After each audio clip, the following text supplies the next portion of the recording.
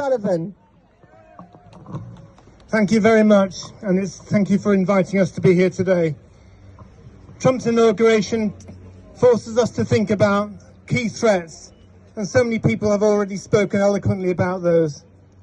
But number one, racism and the attacks on migrants. This is at the top of Trump's agenda for the USA. But the UK has its own vicious expression in the racist, hostile environment, forced onto the NHS by the last government, and unchanged so far by this Labour government. Over 1 million migrants and undocumented people are excluded from vital healthcare in our country, and that includes over 200,000 children. And next is the attacks on women, as we've just heard. A woman's right to choose is severely undermined in America, and people are dying. But the threat is actually real in this country too, and should not be neglected. Already there are too many women criminalised in the UK for having a termination, and there are people, voices, who are ready to pounce and to attack those rights. The next then is the reality of a privatised and two-tier health system.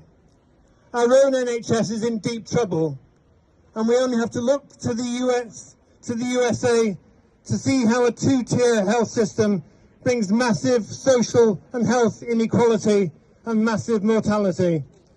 The US spends the most and has the worst outcomes in health of all the rich nations. In our own NHS, after 14 years of austerity, 14,000 people have died annually from delayed urgent care, and 7 million are on waiting lists for elective care. Our social care disgrace is mind-boggling, but our own Labour government has chosen to turn its back and has decided instead to offer a new £2.5 billion partnership to the private health sector to grow this parasite within the body of the NHS.